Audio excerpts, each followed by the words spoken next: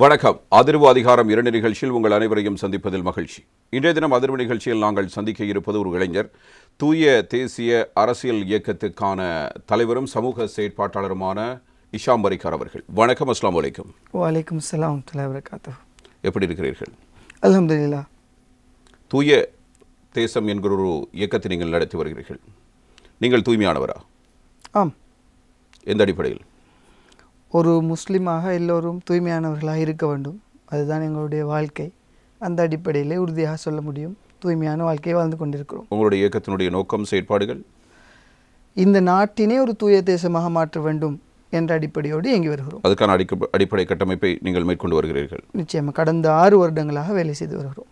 உங்களுடைய பிரதான செயற்பாடு புத்தளம் மாவட்டத்தை மையப்படுத்தி இருக்கிறது. புத்தளம் மாவட்டத்தில் பிறந்த ஒரு இயக்கம் என்பதால் தற்போது அதற்குள் வேலை செய்து வருகிறோம். எதிர்காலத்திலே நாங்கள் விரிவடைகின்ற போது, வளர்கின்ற போது ஏனைய பிரதேசங்களுக்கு பயணிக்கலாம் என்ற இலக்கு இருக்கிறது. இதற்கான நிதி எங்கிருந்து வருகிறது? எங்களுடைய சொந்த உழைப்பில் ஹலாலாக உழைத்த பணத்திலிருந்து ஒரு சில பகுதிகளை சமூக சேவைக்காக ஒதுக்குவதை அரசியல் இயக்கம் என்ற அடிப்படையிலே உள்வாங்கி நல்ல தலைவர்களை உருவாக்க பயன்படுத்தி வருகிறோம். எங்கள் என்றால் நீங்கள் யார்? யாரெல்லாம் இருக்கிறீர்கள் எங்களுக்குள்? புத்தளம் தேர்தல் தொகுதியை பொறுத்தவரை தமிழ் பேசக்கூடிய உறுப்பினர்களை கொண்ட இயக்கமாக தற்போது இருக்கிறது. அந்த அடிப்படையிலே பல இளைஞர்களும் ஒரு சில அனுபவசாலி அரசியல்வாதிகளையும் கொண்ட ஒரு இயக்கமாக தற்போது இருக்கிறது. அரசியல்வாதிகள் இருக்கிறார்கள்? ஆம். முன்னாள் அரசியல்வாதிகள் ஒரு சிலர் எங்களுக்கு ஆலோசனை வழங்கி. எத்தனை பேர் இருக்கிறார்கள்? ஒரு 3 குறிப்பிடலாம். சரி, ஒட்டுமொத்தமாக எத்தனை பேர் இருக்கிறார்கள் இயக்கத்தில்? ஒட்டுமொத்தமாக ஆக்டிவாக வேலை செய்யக்கூடிய 400 பேரை நாங்கள். அந்த 400 பேருடைய நிதியும் தான் மக்களுக்கு அன்பளிப்பாக வழங்கப்படுகிறது. மக்களுக்கான அன்பளிப்புகள் எங்களுடைய இயக்கத்தினால் இல்லை, கொடுக்கப்படுவதில்லை. எங்களுடைய செயற்பாடுகளுக்கு ஒரு நிதி தேவை. அந்த அரசியல் செயற்பாடுகளுக்கு மக்களை விழிப்புணர்வு ஊட்டுவதற்கு, அடுத்த நேரத்தில் மக்களை தெளிவுபடுத்துவதற்கு, ஒன்று கூட்டுவதற்கு, இவ்வாறான செயற்பாடுகளுக்கு, நல்ல தலைவர்களை எல்லா துறைகளிலும் உருவாக்குவதற்கு, குறிப்பாக இளம் சமுதாயத்தில் தலைவர்களை இனம் கண்டு அவர்களுக்கு தலைமைத்துவ பயிற்சிகளை வழங்கி சந்தர்ப்பத்தை கொடுத்து அவர்களை வழி நடாத்தி ஒரு நல்ல இடங்களுக்கு கொண்டு போய் வைப்பதற்கான வேலைகளை நாங்கள் செய்து வருவோம். அப்படியானால் நீங்கள் தலைவராவதற்கான முயற்சியில் இருக்கிறீர்கள்? அந்த இயக்கத்தின் தலைவர் என்பதால் அதற்குரிய கடமை பொறுப்புகள் எனக்கு இருக்கிறது. அதனை முற்படுத்தி வேலை செய்து வருகிறோம். அரசியல் என்ற அடிப்படையில் எனக்கென்று ஒரு பார்வை இருக்கிறது. தேசிய மட்டத்திலே ஒரு பாராளுமன்ற உறுப்பினராக சென்றால் பல விடயங்களை இந்த நாட்டிலே மாற்றங்களை ஏற்படுத்தலாம் என்ற அடிப்படையில் வேலை செய்து வருகிறோம். ஆனால் தூய தேசத்திற்கான இயக்கத்தின் நோக்கம் என்னை ஒரு பாராளுமன்ற உறுப்பினராக ஆக்குவது அல்ல. என்னை போன்ற பலரை அரசியல் களத்திலும் ஏனைய துறைகளிலும் தலைவர்களாக உருவாக்க வேண்டும். அதற்கு இருக்கின்றவர்கள் யாரும் எங்களுக்கு இடம் தருவதாக இல்லை. அவை அந்த களத்தினை நாங்களாகவே உருவாக்கி ஏனையவர்களுக்கு கொடுத்து அதன் மூலமாக நல்ல தலைவர்களை கொண்டு வருவதுதான் எங்களுடைய நோக்கமாக இருக்கிறது. நாடு இப்பொழுது எப்படி இருக்கிறது? தூய தேசமாக இருக்கிறதா? நிச்சயமாக இல்லை. என்ன காரணம்? காரணம், ஒவ்வொரு கட்டத்திலும் ஊழல், அநீதி, ஒரு சமனான நீதியை நிலைநாட்டக்கூடிய சட்டங்களை பின்பற்றக்கூடியவர்கள் எந்த இடத்திலும் இல்லை, அல்லது இருக்கிறார்கள், மிக குறைவாக இருக்கிறார்கள். அரசியல்வாதிகளை கூறுகிறீர்களா, அதிகாரிகளை கூறுகிறீர்களா, பொதுமக்களை கூறுகிறீர்களா? அரசியல்வாதிகள், அதிகாரிகள், பொதுமக்களை கூற முடியாது. பொதுமக்கள் ஒரு சூழ்நிலைக்குள் தள்ளப்பட்டிருக்கிறார்கள். சட்டங்கள் சரியாக இருந்தால் மக்கள் அதன்படி நடப்பதற்கு தயாராக இருக்கிறார்கள். நாட்டில் சட்டங்கள் தவறாக இருக்கிறதா? இல்லை, சட்டங்கள் சரியாக இருக்கிறது. அதனை பின்பற்றக்கூடியவர்கள் அதனை பின்பற்ற மறுக்கிறார்கள். என்றால் வழிநடத்துபவர்கள் தவறாக இருக்கிறார்கள். அரசியல் தலைவர்கள், அதே நேரம் அதன் கீழ் அரச மட்டங்களிலே வேலை செய்யக்கூடிய ஒரு சில அதிகாரிகள் தங்களுடைய அதிகாரங்களை துஷ்பிரயோகப்படுத்துவதால் சட்டங்கள் அங்கு பின்பற்றப்படாமல் இருக்கிறது. அரசியல்வாதிகளை தேர்வு செய்வது யார்? மக்கள். தவறு யார் பக்கம்? மக்கள் எவ்வாறு மக்களிடமிருந்து அரசியல்வாதிகள் வாக்குகளை பெற்றுக்கொள்கிறார்கள் என்பதை பார்க்க போனால், மக்களும் பழகிய ஒரு கலாச்சாரம் இருக்கிறது. அந்த கலாச்சாரத்திற்குள் ஒரு மாயையை புகட்டி வாக்குகளை பெற்றுக்கொள்கிறார்கள். அவை இந்த மாயையிலிருந்து மக்களை நாங்கள் வெளியே கொண்டு வருவோமாக இருந்தால் நிச்சயமாக மக்கள் நல்லவர்களை தெரிவு செய்வார்கள். அப்படியானால் மக்கள் மாயைக்குள் சிக்கிக் கொள்கிறார்கள். சுதந்திரத்துக்கு பிற்பட்ட காலப்பகுதியிலிருந்து மக்கள் அப்படித்தான் இருக்கிறார்கள். அரசியல் களத்திலே, குறிப்பாக தேர்தல் காலப்பகுதியிலே எல்லா கட்சிகளிலும் வெளியிடப்படுகின்ற தேர்தல் கொள்கைகள், அவர்கள் போடுகின்ற திட்டங்கள் எல்லாமே மக்களை குறுகிய காலத்திற்குள் ஏமாற்றி வாக்குகளை பெறக்கூடிய திட்டங்களாகத்தான் இருக்கிறது. நாம் ஒரு ஜனாதிபதி தேர்தலை எதிர்நோக்கி இருக்கிறோம். அது பற்றிய கருத்தாடல்கள் இடம்பெற்றுக் கொண்டிருக்கிறது. இந்த நேரத்தில் 3 பிரதான வேட்பாளர்கள் களத்தில் இருக்கிறார்கள். இந்த 3 பற்றிய உங்களுடைய நிலைப்பாடு என்ன? என்னை பொறுத்தவரை ஒரு ஜனாதிபதி தேர்தலை இந்த நாடு முகம் கொடுப்பதற்காக தயாராக இருந்தாலும், மக்கள் எதிர்பார்ப்போடு இருந்தாலும், ஆனால் அதிகாரத்தில் இருப்பவர்கள் அதற்கான ஒரு சந்தர்ப்பத்தை கொடுப்பார்களா என்ற மிகப்பெரிய கேள்வி இருக்கிறது. ஒரு இளம் சமுதாயத்தை சார்ந்தவர் என்ற வகையில் உலக நாடுகளில் இருக்கின்ற அரசியலை அழகாக உற்று நோக்குகின்றவர்கள் என்ற அடிப்படையில் எங்களுடைய நாட்டில் இருக்கின்ற ஜனாதிபதி ஒரு சாதாரண ஒரு ஒரு ஆர்டினரி அரசியல்வாதியை போன்று சிந்திப்பவர் அல்ல, ஒரு வித்தியாசமாக சிந்திப்பவர். எப்போதுமே அவர் அதிகாரத்துக்கு வந்த வழிகளை எல்லாம் பார்க்கின்ற போது வெரி டிப்ளமேட்டிக் வேயில் தான் அவர் அதிகாரத்துக்கு வந்திருக்கார். ஆகவே ஒரு ஜனாதிபதி தேர்தலிலே அவர் களமிறங்குவதற்கான சாத்தியக்கூறுகள் மிக குறைவாக இருக்கிறது. ஆகவே தனியாக மக்கள் மத்தியிலே ஒரு தேர்தலை அவர் தனியாக நின்று மக்கள் மத்தியிலே ஒரு கேள்வியை கேட்டு ஒரு ரெஃபரண்டம் ஒன்றை கொண்டு வருவதற்கான ஏற்பாடுகளை செய்வது போலதான் எங்களுக்கு ஒரு பார்வை இருக்குது. ஆகவே ஏனைய வேட்பாளர்களை பற்றி பேசுவதற்கான ஒரு தேவையை தற்போது கிடையாது. அடுத்த 2 வருடங்களுக்குள் நான் நினைக்கிறேன் பல மாற்றங்களை எங்களுடைய ஜனாதிபதியால் செய்ய முடியும்.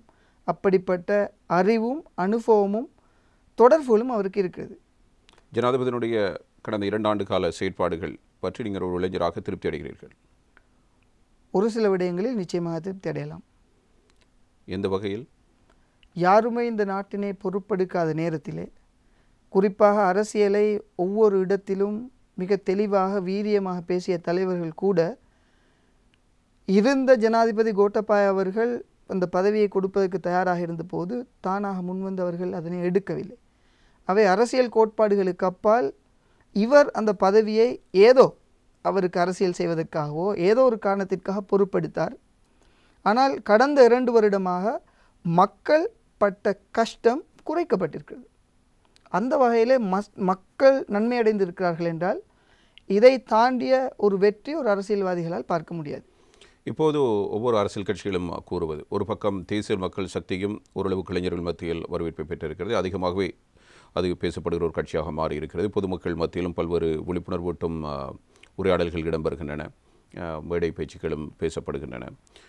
இது பற்றி ஒரு பார்வையும் இருக்கிறது பொதுமக்களுக்கு. இத்தனை ஆண்டு காலம் இந்த 2 தரப்பினருக்கும் நாங்கள் வாக்களித்து விட்டோம், புதிதொரு தரப்புக்கு வாக்களிக்கலாம் என்கிற ஒரு நிலைப்பாட்டிலும் மக்கள் இருக்கிறார்கள். இன்னும் ஒரு பக்கம் ரணசிங்க பிரேமதாசுவின் புதல்வர் என்பதால் சஜித் பிரேமதாசு மீதும் ஒரு பார்வை இருக்கிறது. கடந்த தேர்தலில் அவரை வெற்றி பெறச் செய்திருக்க வேண்டும், அந்த இடம் தவறிவிட்டது, இப்போது அவருக்கான ஒரு வாய்ப்பு கிடைக்கும் என்கிற ஒரு எதிர்பார்ப்பும் அவர்கள் மத்தியில் இருக்கிறது.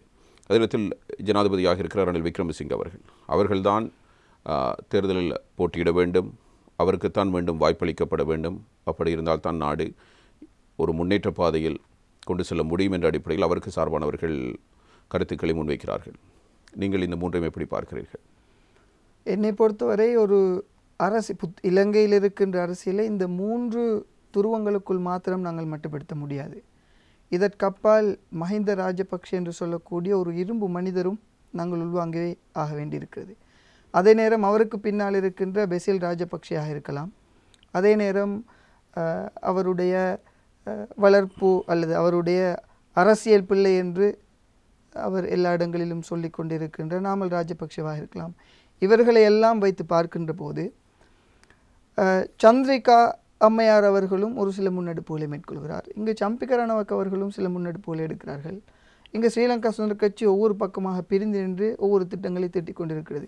இது எல்லாவற்றையும் பார்க்கின்ற போது வாக்குகள் ஒரு தேர்தலை நாங்கள் பார்த்தால் வாக்குகள் சிதறிக்கப்படும்.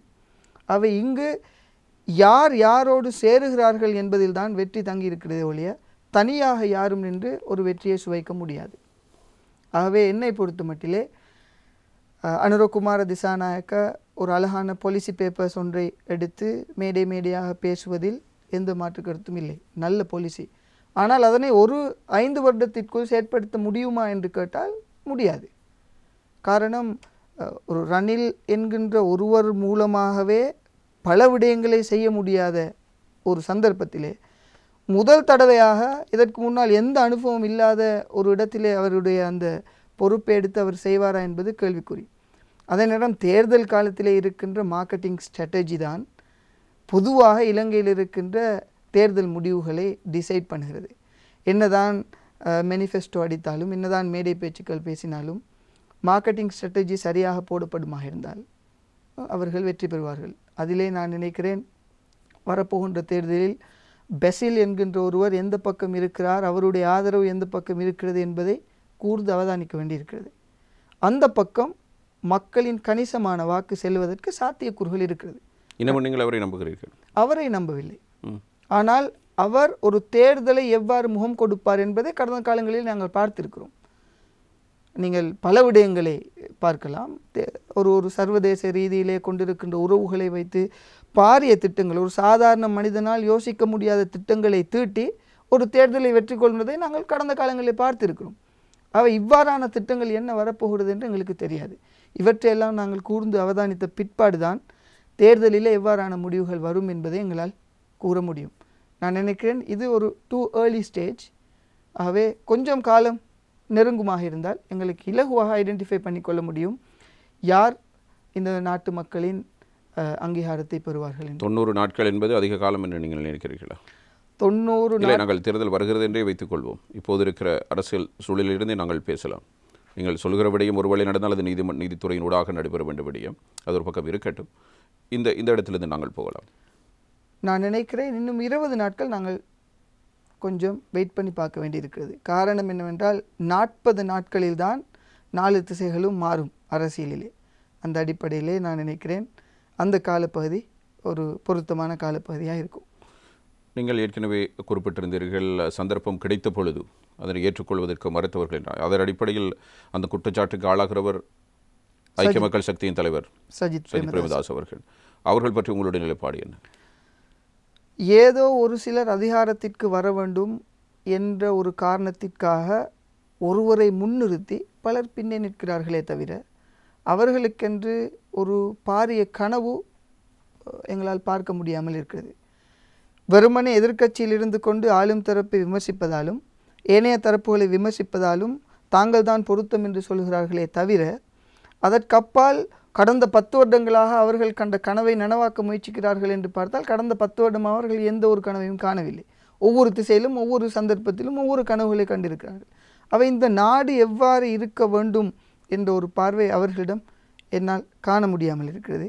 குறிப்பாக சொல்லப்போனால் சஜித் பிரேமதாஸ் என்கின்ற ஒரு தனி நபருடைய அரசியல் ஆளுமைகள் மிகப்பெரிய கேள்விக்குறியாக இருக்கிறது. காரணம் என்னவென்றால் அவர் சிறிய சிறிய கலந்துரையாடல்களிலும் சர்வதேச மாநாடுகளிலும் அல்லது ஏதாவது பொதுமக்களை சந்திக்கின்ற நேரங்களிலும் அவர் மக்களுக்கு கொடுக்கின்ற செய்தி அல்லது அவர் மக்களுக்கு கொடுக்கின்ற பார்வை அவர் ஒரு ஜனாதிபதியாக வரக்கூடாது என்பதை மிக தெளிவாக சொல்லுகிறது. காரணம் எங்களுடைய கௌரவம் அதிலே பாதிக்கப்படும். அவர் ஜனாதிபதியாக வருவது இந்த நாட்டை பொறுத்தவரை பொருத்தமில்லாத ஒரு விடயம். அவருடைய நடவடிக்கைகளை அவருடைய நகர்வுகளை செயற்பாடுகளை பார்த்து அவதானித்து தான் இந்த கருத்தை சொல்கிறேன். மற்றபடி அவரோடு வேலை செய்தது கிடையாது. அவருடைய கட்சியில் எந்த தொடர்பும் எனக்கு கிடையாது. யாரோடும் எந்த தொடர்பும் கிடையாது. வெளியாக ஒரு அரசியல் களத்தில் இருக்கின்ற ஒரு அரசியல் இயக்கம் என்ற அடிப்படையில் அந்த கட்சியை பார்க்கின்ற போது அந்த கட்சியில் இருக்கின்ற தலைவரை பார்க்கின்ற போது எங்களால் இவ்வளவுதான் கூற முடியும். அவர் தான் எதிர்க்கட்சி தலைவராக இருந்து கொண்டு மக்களுக்கு மாணவர்களுக்கு எவ்வளவு சேவை செய்கிறார்? இது உங்களுடைய கண்களுக்கு தெரியவில்லையா? அவர் சேவை செய்கிறார் என்றால் அவர் ஒரு ஜனநாயக பொறிமுறைக்கு தேவையான ஒரு கடமையை செய்கிறார். எதிர்க்கட்சி தலைவராக இருந்து தேவையான நேரம் ஜனநாயகத்தை வலியுறுத்தக்கூடிய விடயங்களை செய்கிறார். ஆனால் இது ஒரு ஜனாதிபதிக்கு இருக்க வேண்டிய தகமைகளை எடுத்துக்காட்டுவதற்கு போதுமான விடயம் அல்ல.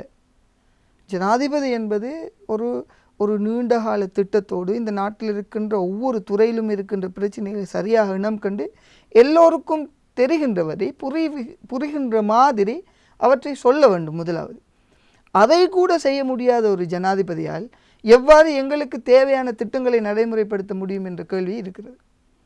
அவை எதிர்க்கட்சி தலைவராக சில நேரம் அவர் சரியான நகர்வுகளை எடுக்கலாம்.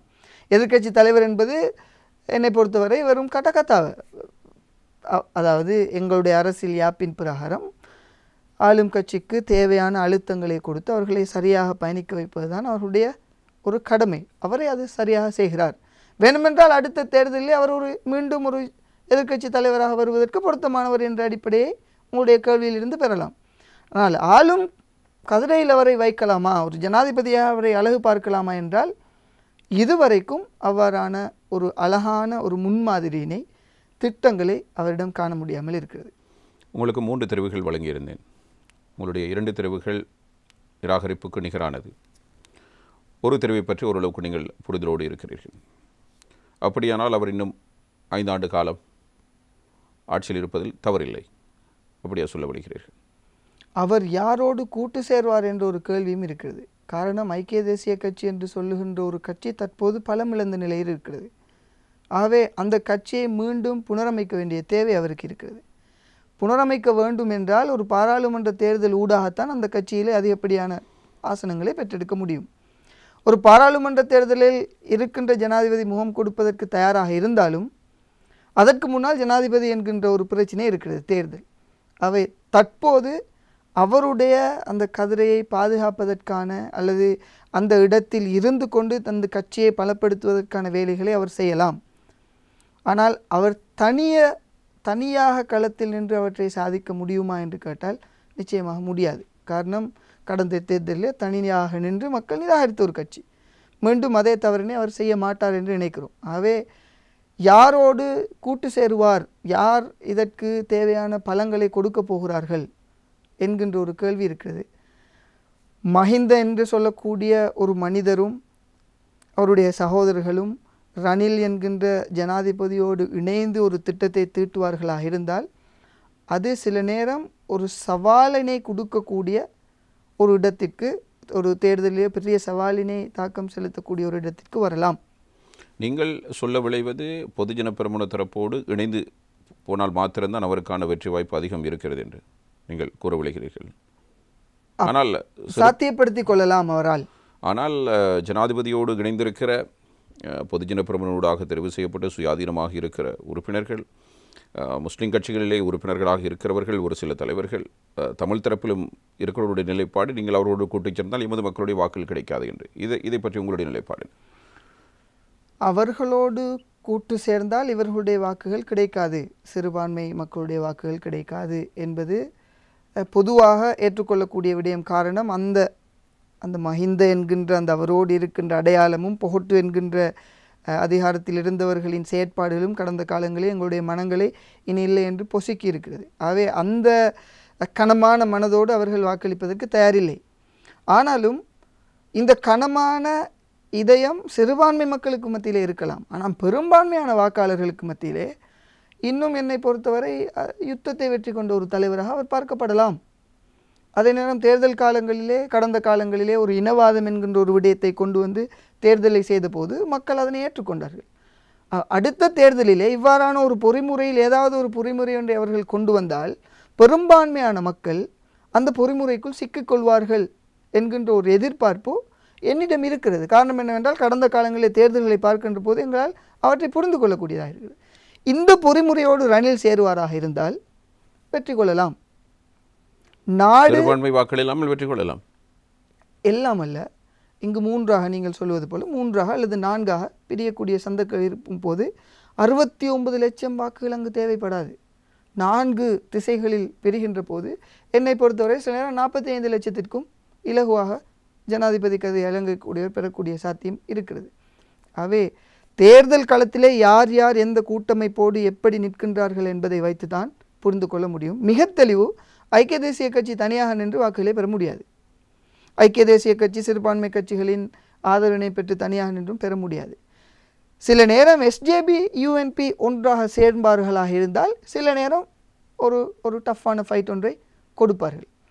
என்பிபி அவருடைய முயற்சி, நானும் மனதளவிலே பிரார்த்திக்கிறேன் அவர்களுடைய முயற்சி வெற்றி பெற வேண்டும் என்று. ஆனால் களத்திலே அது சாத்தியமா என்று பார்த்தால் கடந்த காலங்களே சாத்தியமற்று இருந்தது. இல்லை, உங்களுடைய இயக்கமும் தூய தேசத்துக்கான அரசியல் இயக்கம், அவர்களும் அதைத்தான் முன்னிறுத்துகிறார்கள். இரண்டுக்கு வேறுபாடு இல்லை.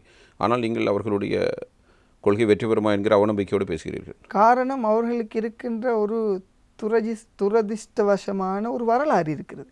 இப்போ என்னுடைய உம்மாவிடம் போய் கூட்டத்தை பார்த்தால் அந்த வரலாற்றை மறந்து நிற்பது போல தெரிகிறது. கோல்ஃபேஸுக்கு முன்னால் மிகப்பெரிய கூட்டம் ஒன்று போன ஜனாதிபதி தேர்தலில் நின்றது. அத்தனை பேரும் வாக்களித்தார்களா என்று கேட்டால் இல்லை. தேர்தல் பெறுபேறு தெளிவாக சொல்லியது. ஆகவே எல்லோரும் நேசிக்கக்கூடிய ஒரு கொள்கையாக இருக்கிறது எனக்கும். ஆனால் வாக்களித்து வெற்றி பெற வைத்து கதிரையில் அரங்களிக்கக்கூடிய சாத்தியக்கூறுகள் ஏனைய பக்கங்களில் இருந்து வருமா என்று கேட்டால் இல்லை.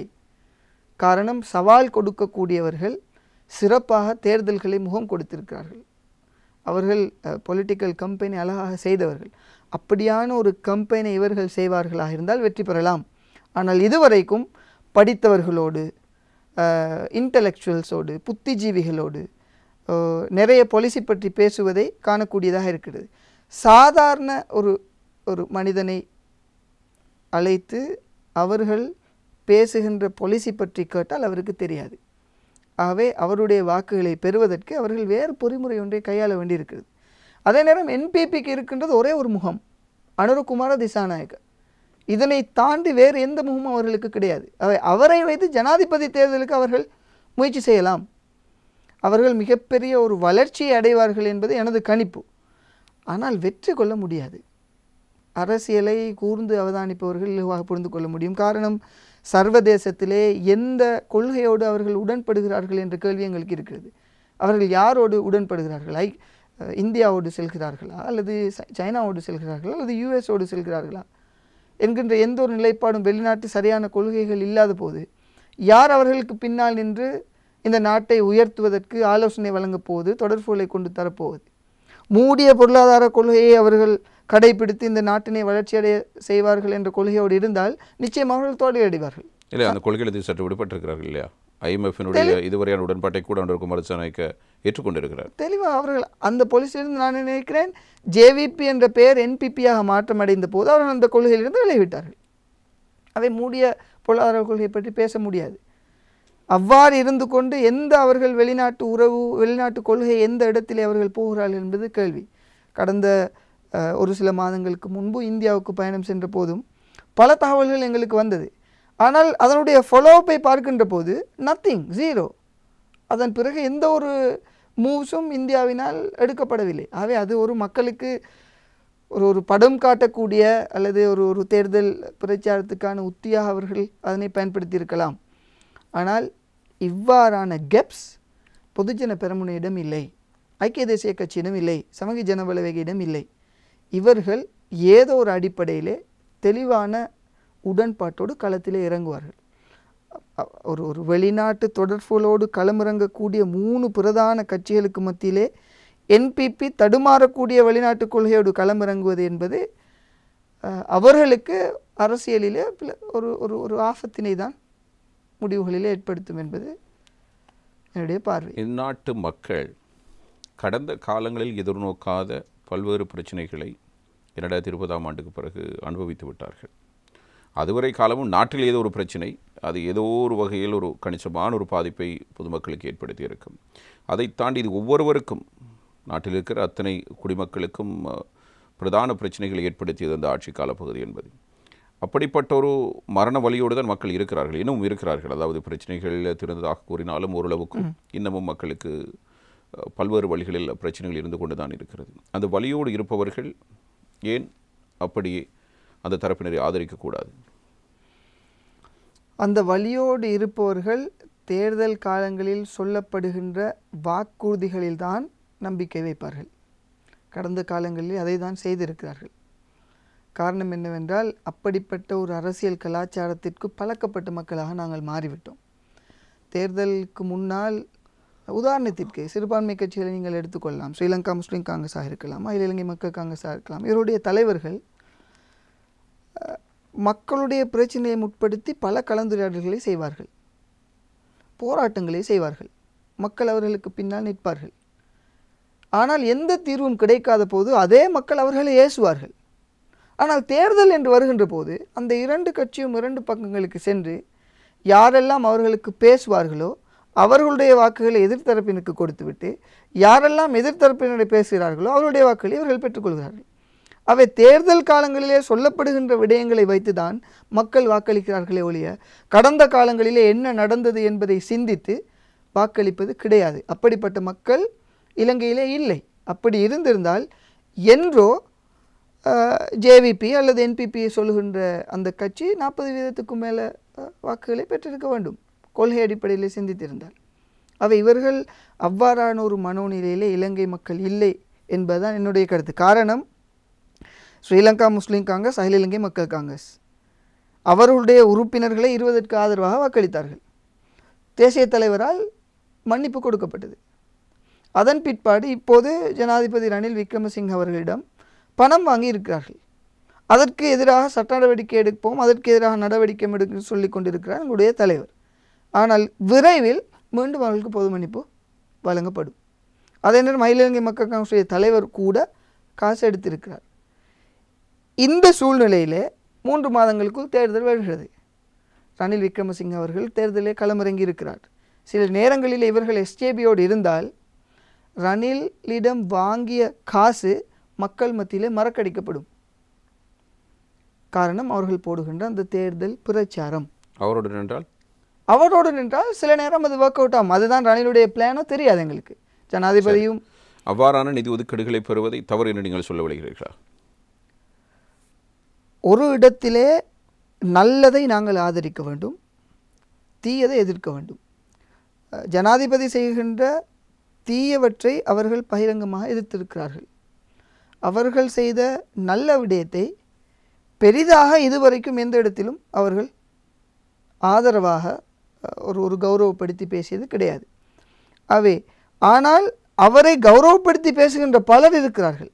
அவர்களை புறம் தள்ளி வைத்துவிட்டு ஜனாதிபதி அவரை விமர்சிக்கின்ற அல்லது அவரை ஒரு வித்தியாசமான கண் கொண்டு மக்களுக்கு பார்வை கொடுக்கின்ற ஒரு சிலரை தெரிவு செய்து பணத்தை கொடுத்திருப்பது என்பது மக்கள் நலனுக்காக என்பது வெளியே இருந்தாலும் என்னை பொறுத்தவரை அவருக்கு இருக்கின்ற ஒரு அரசியல் முதிர்ச்சியும் அவர் போடுகின்ற திட்டத்திற்கும் தேவையான ஒரு சில விடயங்கள் இவர்களிடம் இருக்கிறது.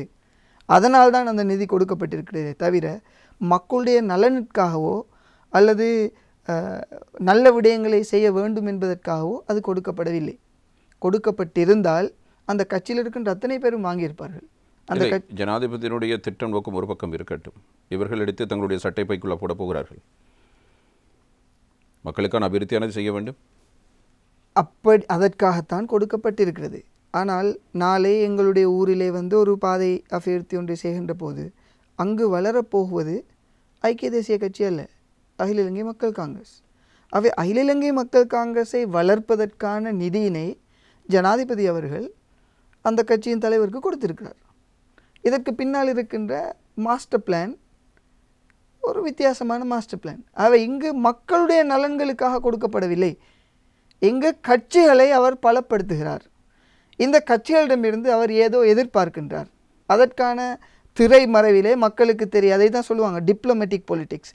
மக்களை ஏமாற்றுகின்ற ஒரு பொலிட்டிக்ஸை செய்து கொண்டு டிப்ளமேட்டிக் பொலிட்டிக்ஸ் என்று சொல்லிக்கொள்வார்கள். எனவே மக்களுக்கு தெரியாத சில உடன்பாடுகளை ஜனாதிபதியோடு செய்து கொண்டு அந்த பணத்தை எடுத்து மக்களுக்கு கொடுக்கிறார்கள். ஜனாதிபதியை முற்படுத்தி அந்த பணத்தை அவர்கள் எங்குமே கொடுக்கவில்லை. நான் இறுதியாக கேள்விப்பட்டேன், எங்களுடைய புத்தளம் பிரதேசத்திலே கரைத்தீவு பிரதேசத்திற்கு சென்ற அகில இலங்கை மக்கள் காங்கிரஸ் தலைவர் சொல்லியிருக்கிறார், அங்கு இருக்கின்ற மைதானத்தை நாங்கள் செய்து தருகிறோம் என்று. இங்கு ஐக்கிய தேசிய கட்சியின் பெயரோ அல்லது இருக்கின்ற ஜனாதிபதியுடைய பெயரோ அங்கு உச்சரிக்கப்படவில்லை. அங்கு அகில இலங்கை மக்கள் காங்கிரஸ் முற்படுத்தப்படுகிறது. ஆனால் அந்த நிதி எங்கிருந்து வந்தது என்று நாங்கள் தேடி பார்த்தால் ஜனாதிபதியால் கொடுக்கப்பட்டிருக்கிறது. ஜனாதிபதி எங்கிருந்து கொடுத்தால் நீங்கள் கொடுக்கின்ற வரி பணம், நாங்கள் கொடுக்கின்ற வரி பணம். எங்களுடைய வரி பணத்தை எடுத்து ஜனாதிபதி அவர்கள் இந்த நாட்டை வளப்படுத்துவதற்காக அவருடைய திட்டத்தை போடுவதை நாங்கள் அங்கீகரிக்கலாம். சிறுபான்மை கட்சிகளை வளர்த்துவிட்டு அவர்கள் மூலமாக ஒரு சில அரசியல் சிறுபான்மை கட்சிகள் மட்டுமல்ல 19 பேர் இருக்கிறார்கள். சமகி ஜனபலவேகையிலும் இருக்கிறார்கள். என்னுடைய ஹெக்டர் அப்புஹாமி கூட இருக்கிறார். ஏன் எதிர்கட்சியில் இருக்கின்றவர்களை அவர் பணம் கொடுத்திருக்கிறார் என்றால் என்னை பொறுத்தவரை 3/2 பெரும்பான்மை என்கின்ற ஒரு விடயத்தை பாராளுமன்றத்திலே எடுத்துக்கொள்வதற்காக அவர் இவ்வாறு ஒரு திட்டத்தை போட்டிருக்கிறார் என்பது நார்மலாக பொலிட்டிக்ஸை பார்க்கின்ற தளத்தை பார்க்கின்றவர்களுக்கு தெளிவாக தெரியக்கூடியதாக இருக்கிறது. என்னை பொறுத்தவரை சிறுபான்மை கட்சிகள் இதனை சரியாக பயன்படுத்துகிறது அவருடைய கட்சியை வளர்ப்பதற்காக. காரணம் களம் எவ்வாறு மாறும் என்பது அவர்களுக்கு தெரியாது. அவர்கள் இதனை பயன்படுத்தி கொள்கிறார்கள். ஆனால் என்னை பொறுத்தவரை இது ஒரு அரசியல் முதிர்ச்சி அடைந்த ஒருவருக்கும் அரசியல் முதிர்ச்சியை நோக்கி பயணித்து கொண்டிருக்கின்ற ஒரு சில தலைவர்களுக்கும் இடையே நடக்கின்ற ஒரு இரகசிய உடன்படிக்கை தான் இந்த காசு கொடுக்கல் வாங்கல். மக்களை மையப்படுத்தி அபிவிருத்திகளுக்காக கொடுக்கப்படுகிறது என்றால் அதுக்கு பின்னர் திட்டங்கள் இருக்க வேண்டும். எதற்காக கொடுக்கின்றோம், என்ன திட்டங்களுக்காக கொடுக்கப்பட வேண்டும், அதான் அபிவிருத்தி நீங்கள் சொல்லிவிட்டீர்களே. என்ன ஜனாதிபதி ஒரு உதாரணத்தை நீங்கள் சொல்லியிருக்கிறீர்கள். எம்பிக்களும் தங்களுடைய மாவட்டத்தில் அதனைத்தானே செய்ய போகிறார்கள். நான் ஜனாதிபதியாக இருந்தால், நீங்கள் அகில இலங்கை மக்கள் காங்கிரசுடைய தலைவராக இருந்தால், நான் உங்களுக்கு உண்மையிலேயே நாட்டு மக்களுக்கு உங்கள் மூலமாக உதவி செய்ய வேண்டும் என்றால் என்னுடைய உடன்படிக்கை வெரி சிம்பிள். நீங்கள் புத்தளத்தில் இருக்கின்ற நுரைச்சோலை சந்தையை ஒரு பொது ஒரு ஒரு ஒரு பொது சந்தையாக இந்த நாட்டிற்கு தேவையான ஒரு சந்தையாக மாற்றுங்கள், அதற்கு நான் 100 மில்லியன் உங்களுக்கு தருகிறேன் என்று உடன்படிக்கையோடு திட்டத்தோடு நான் அதனை கொடுப்பேன். நீங்கள் அகில இலங்கை மக்கள் காங்கிரஸ் பெயரை பயன்படுத்தி அந்த சந்தையை அடுத்த கட்டத்திற்கு கொண்டு செல்வீர்கள். அந்த பிரதேசத்திற்கு மக்கள் உங்களுக்கு வாக்களிப்பார்கள். இது ஒரு அழகான உடன்படிக்கை, மக்களுக்கு தெரியக்கூடிய உடன்படிக்கை. சல்லி கொடுப்பதிலும் நியாயம் இருக்கிறது, நல்ல தேவைக்காக கொடுக்கப்படுகிறது, செயற்படுத்தப்படும். ஊழல் செய்தாலும் மக்களுக்கு தெரியும் இதன் பெறுமதி எவ்வளவு என்று. ஆனால் இங்கு எந்த திட்டமும் இல்லாமல் அவுட் ஆஃப் சம்வேயா ஒரு பாக்ஸ் ஒன்று போகிறது 100 கோடி உங்களுக்கு டெவலப்மெண்ட் செய்கிறதுக்குன்னா என்ன டெவலப்மெண்ட்? எங்களுடைய ஜனாதிபதிக்கு ரிஷாட் பதியுதீன் அவர்கள் கணக்கு காட்ட வேண்டுமா? அல்லது இந்த இடத்திற்கு அவரை அழைத்து கேளுங்கள். அவர் தந்த அத்தனை ரூஃபாக்களுக்கும் கணக்கினை சரியாக ஜனாதிபதியிடம் அவர் கையளிப்பாரா? அந்த கொப்பியினை பாராளுமன்றத்தில் சமர்ப்பிப்பாரா? எந்த கட்டுப்பாடுகளும் இல்லாமல் கொடுக்கப்பட்டிருக்கிறது என்றால் இதற்கு பின்னால் என்னை பொறுத்தவரை அவர்களுடைய அரசியல் கதிரைகளை தக்க வைத்துக் கொள்வதற்காக அவர்கள் போடுகின்ற திட்டம். இந்த திட்டத்தில் தவறில்லை, மக்கள் நலன் இருக்கும் என்றால் தவறில்லை. ஆனால் நீங்கள் ஒரு இளைஞராக வெளியிலிருந்து பார்க்கிற பொழுது உங்களுக்கு பொறாமை, கோபம் பொறாமை அல்ல, ஒரு ஆத்திரம். இல்லை, அவர்கள் பணம் எடுக்கிறார்கள், செலவழிக்கிறார்கள் என்பது இல்லை. அரசியல் என்பது மக்களுக்கான ஒரு சமூக பணி. இந்த சமூக பணியினை டிரான்ஸ்பெரன்சியோடு செய்ய வேண்டும். நீங்கள் தூய தேசத்திற்கான அரசியல் இயக்கம் ஒன்றை நடத்துகிறீர்கள். உங்களுடைய கதையாடலிருந்து தெரிகிறது நீங்கள் எப்படியும் அரசியலுக்கு வரப்போகிறீர்கள் என்று. இவ்வாறான வார்த்தை ஜாலங்களை போட்டு பேசி அவ்வாறான ஒரு நபராக சமூகத்தில் உங்களை அடையாளம் காட்டிக்கொண்டால் நீங்களும் அரசியலுக்கு வந்துவிடலாம். நீங்கள் சொன்ன அதே மக்களை ஏமாற்றுகிற அதே உத்தியை நீங்களும் தேர்தல் காலத்தில் கடைபிடிக்கலாம், மாற்றுக்கருத்தில்லை. அப்படியானால் நீங்கள் எப்படி இருப்பினும் உங்களுடைய பிரதேசத்தில் இருக்கிற முக்கிய அரசியல் பொறுப்புகளை எதிர்க்கத்தான் வேண்டும். அதையா செய்து கொண்டிருக்கிறீர்கள்? இல்லை. இங்கு நாங்கள் சொல்லுகின்ற ஒவ்வொரு குற்றச்சாட்டுக்கு பின்னாலும் இந்த நிகழ்ச்சியை கேட்கின்ற பொதுமக்களுக்கு ஒரு தெளிவான விடயம் புரியும். நாங்கள் பேசுவதை தான் ஒவ்வொரு வீடுகளுக்கும் இருக்கின்ற நபர்கள் சிந்தித்துக் கொண்டிருக்கிறார்கள். எதற்காக? இல்லை, சிந்தித்துக் கொண்டிருக்கிறார்கள், பேசிக் கொண்டிருக்கிறார்கள். ஆனால் நீங்கள் தான் சொன்னீர்களே, தேர்தல் வருகிற பொழுது அங்கு பேசப்படுகிற விடயங்களை வைத்துத்தான் மக்கள் வாக்களிக்கிறார்கள். இந்த கலாச்சாரத்தை மாற்றுவதற்காகத்தான் நாங்கள் வேலை செய்து கொண்டிருக்கிறோம். அப்படியானால் நீங்கள் தேசிய மக்கள் சக்தியுடன் இணைய வேண்டும். அவர்கள் தான் இந்த ஒட்டுமொத்த அரசியல் இயக்கத்தையும் அரசியல் முறையை மாற்ற வேண்டும் என்று அவர்கள் கூறிக்கொண்டிருக்கிறார்கள். மாற்றம் தேவை என்று போகிறார்கள். ஆனால் அவர்கள் இந்த அரசியல் கலாச்சாரத்தை மாற்றுவதற்கு எத்தனைத்தாலும் எங்களுடைய பிரதேசத்திலே, குறிப்பாக நாங்கள் முஸ்லீம் பிரதேசத்திலே வாழ்ந்து கொண்டிருக்கிறோம். இங்கு பொதுவாக என்பிபி முஸ்லீம் கிராமங்களுக்கு மத்தியிலும் முஸ்லீம் பிரதேசங்களுக்கு மத்தியிலும் இன்னும் வளர்ச்சி அடையவில்லை. இளைஞர்கள் ஒரு எழுச்சியாக என்பிபிக்கு ஆதரவளிக்க வேண்டும் என்று இருக்கிறார்கள். ஆனால் அதே இளைஞர்கள் நாளை ஒரு அரசியல் கதிரையை நேசிப்பவர்களாக இருந்தால், நானும் இந்த நாட்டிலே மாற்றங்கள் ஏற்படுத்த வேண்டும் என்றால் அதற்கு ஒரு ப்ராசஸ் இருக்கிறது. ஏனைய கட்சிகள் போல தான் அந்த ப்ராசஸ் என்பிபிக்குள்ளும் இருக்கிறது. அமைப்பாளரை நீங்கள் முதலாவது ஷேப் பண்ணி கொள்ள வேண்டும், அவரிடம் நல்ல பெயர் வாங்கி கொள்ள வேண்டும், அவருக்கு தேவையானவற்றை கொடுக்க வேண்டும். அதன் பின்பு தேசிய அமைப்பாளரோட ஒரு உறவினை எடுக்க வேண்டும். அதன் போது தேசிய தலைவரோட உறவினை வளர்க்க வேண்டும். இதற்கு கிட்டத்தட்ட உங்களுக்கு 20 வருடம் தேவை. ஆகவே என்பிபி அவர்கள் நாட்டினை பெற வேண்டும், அவர்கள் மாற்றத்தை தேவை என்ற நோக்கோடு ஓடிக்கொண்டிருக்கிறார்கள். அவர்களைப் போல சிந்திப்பவர்களை அவர்கள் உள்வாங்குவதற்கு தயாராக என்றால் இல்லை. எத்தனை அனுரகுமார திசாநாயக்கா இந்த நாட்டிலே இருக்கிறார்கள், எத்தனை பல்கலைக்கழக மாணவர்கள் அதில் செய்கிறார்கள். தமிழ் பேசக்கூடிய இந்த இயக்கத்தை நடத்தி கொண்டிருக்கிறார்கள். தமிழ் பேசக்கூடிய நல்ல இளம் அரசியல்வாதிகள் 5 பேருடைய பெயரை எங்களுக்கு ஒரு என்பிபி மேடையிலே காட்டுங்கள். ஒருவர் இருவர் பேசுவார்கள் தமிழிலே. இந்த முழு நாட்டிலும் 12% மேற்பட்ட ஒரு ஒரு மொழியை பேசக்கூடிய நபர்கள் இருக்கின்ற போது எத்தனை பேர் அந்த இடத்திலே இருக்கிறார்கள்? எங்களுக்கெல்லாம் கனவு இருக்கிறது. ஆனால் அந்த கனவினை நாங்கள் செயற்படுத்த வேண்டும் என்றால் ஒரு கட்சியோடு போய் நாங்கள் காலத்தை செலவழித்து நேரத்தை செலவழித்து எங்களால் அந்த கனவினை நனவாக்க முடியாது. நாங்கள் சொந்தமாக நின்றால்தான் எங்களுக்கான களம் இந்த இடத்திலே இருக்கிறது. அந்த அடிப்படையில் நாங்கள் தனியாக நிற்கிறோம். என்பிபியோடு முரண்பட்டு கொள்ளவோ அவர்களை ஏசி வாக்குகளை பெற வேண்டிய தேவை கிடையாது. நாங்கள் தனியாக நின்றால்தான் எங்களுக்குரிய அங்கீகாரத்தை நாங்கள் பெற்றெடுக்க முடியும். அப்படித்தானே தனித்தனி கட்சிகள் தொடங்கப்பட்டன, முஸ்லீம் கட்சிகளும் வந்தன, பிரிந்தன, நின்றன. அதில் ஒரு பகுதியாகத்தான் நீங்கள் இப்படி பேசிக் கொண்டிருக்கிறீர்கள். புத்தளத்தில் அவ்வாறான எந்த ஒரு கட்சியும் ஆரம்பிக்கப்படவில்லை. ஏனைய பிரதேசங்கள் இருக்கின்ற தலைவர்கள் வருவார்கள் தேர்தல் காலங்களிலே அவர்களுடைய விடயங்களை செய்வார்கள் போய்விடுவார்கள். நாங்கள் ஏதாவது தேவை என்றால் அவர்களுடைய வீட்டுக்கு செல்ல வேண்டும், அவருடைய பிரதேசங்களுக்கு. உங்களுடைய மாவட்டத்துக்கு ஒரு அரசியல் கட்சி தேவை, மாவட்டத்துக்கென்று ஒரு அரசியல் அதிகாரம் தேவை. கடந்த காலங்களில் நாங்கள் செய்தோம், இப்போது இருக்கிறது, அது பேரளவில் மாத்திரம்தான் இருக்கிறது. உங்களுக்கு தான் பேரளவில். அவர் நாடறிந்த பாராளுமன்ற உறுப்பினர் புத்தளம் மாவட்டத்தில் இருக்கின்ற எத்தனை பிரச்சனையை தீர்த்திருக்கிறார்? ஒரு அதிகாரம் உள்ளவர் என்றால் மக்களுடைய பிரச்சனைகளை தீர்க்க வேண்டும். அவர் தான் சொல்கிறார், எத்தனை தேர்தல் வந்தாலும் நான் வெற்றி பெறுவேன் என்று. அந்த அளவுக்கு மக்களுக்கு சேவை செய்திருக்கிறேன். ஒருவேளை அவருக்கு இருக்கின்ற பண பலத்தை வைத்து அவர் அவ்வாறான ஒன்று கணக்கினை போடலாம். ஆனால் அவர் தன்னுடைய அதிகாரத்தை சரியாக மக்களுக்காக பயன்படுத்தி இருக்கிறாரா என்பது மிகப்பெரிய கேள்வி. காரணம், கிளீன் புத்தளம் போராட்டத்திலே முதலாவது பெயர் அவருடைய பெயர் தான் இருக்கிறது. அவர் ஒரு வழக்காளி. அருவக்கால செயற்திட்டம் புத்தளத்திற்கு வரக்கூடாது என்று நீதிமன்றத்திலே அரசாங்கத்துக்கு எதிராக வழக்கு தொடுக்கப்பட்ட முதலாவது பெயர் அவருடைய பெயர் இருக்கிறது. இன்று அந்த திட்டம் நடைமுறைப்படுத்துவதற்கான அத்தனை ஏற்பாடுகள் நடைபெற்றுக் கொண்டிருக்கிறது. அவர் அமைதியாக இருக்கிறார். புத்தளத்தினுடைய அமைப்பில் இருந்தவரா? இல்லை இல்லை. ஆனால் 2012ஆம் ஆண்டு நாங்கள் எல்லோரும் உங்களுடைய அரசியல் கொள்கைகளுக்கு அப்பால் ஒரு கட்சியிலே இணைந்தால் மாத்திரம்தான் ஒரு பாராளுமன்ற உறுப்பினரை பெற்றெடுக்கலாம் என்ற ஒரு கருத்தை நாங்கள் முன்வைத்தோம். சிறுபிள்ளைத்தனமான கருத்து என்று அனுப்பிவிட்டார்கள். 2015ஆம் ஆண்டு ஒட்டக சின்னத்திலே நாங்கள் களமிறங்கினோம்.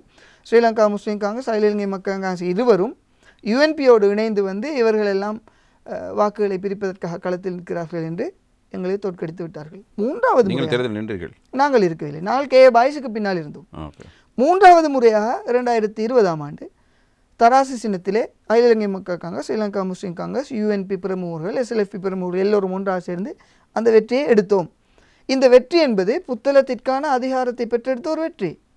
எங்களுக்கு எந்த கட்சியும் தனியாக நின்று எங்களுக்கு அந்த அதிகாரத்தை பெற்று தரவில்லை. இல்லை, இவரையும் ஒரு வேட்பாளராக போடுவது உங்களுடைய பங்களிப்பு இருந்திருக்கும் தானே? இருந்தது. அகில இலங்கை மக்கள் காங்கிரஸ்க்கு இருந்தது, எங்களுக்கு இல்லை. அகில இலங்கை மக்கள் காங்கிரஸால் பிரேரிக்கப்பட்டவர் தான் அவர். இவர் ஆரம்பத்தில் நிராகரிக்கப்பட்ட ஒருவரா? இல்லை, நகரசபை தேர்தலில் நிராகரிக்கப்பட்ட ஒருவர். நகரசபை தேர்தலில் மக்களால் நிராகரிக்கப்பட்டவர். இவருடைய செயற்பாடுகள் மூலம் இவர் நிராகரிக்கப்பட்டவரா? இல்லை, இவருடைய செயற்பாடு பற்றி அப்போது நீங்கள் அறிந்திருக்கவில்லை. இல்லை, இவர் அகில இலங்கை மக்கள் ஒருவரை எதிர்பார்த்தீர்கள், இவர் வந்து விட்டார். அப்படியா? இவர் மாவட்ட அமைப்பாளராக இருந்துதான் அகில இலங்கை மக்கள் காங்கிரஸ் மூலமாக கூட்டணிக்குள் வந்தார். எங்களுடைய எதிர்பார்ப்பு எல்லாமே கே பாய்ஸ் அவர்கள் வெற்றி பெற வேண்டும், ஆளுமையுள்ளவர், எல்லாவற்றையும் செய்யக்கூடியவர் என்ற எதிர்பார்ப்பு நம்பிக்கை எங்களிடம் இருந்தது. அவருக்கு பின்னால் இருந்தோம். ஆனால் கள நிலவரமும் அகில இலங்கை மக்கள் காங்கிரஸ் என்கின்ற அந்த கட்சியின் வருகையும் இடம்பெயர்ந்த சகோதரர்கள் புதிதாக வாக்குகளை பதிவு செய்திருக்கிறார்கள். அவருடைய கணிசமான வாக்குகளும் இருந்த கே பாய்ஸ் என்கின்ற ஒரு மனிதன் 18 வருடங்கள் அரசியல் செய்த ஒரு அரசியல்வாதி. அவருக்கு பல எதிர்ப்புகள் இருக்கிறது. ஒரு விஞ்ஞான கல்லூரியை கொண்டு வர வேண்டும் என்றால் சில ஆசிரியர்களை நேரடியாக பகைக்க வேண்டும்.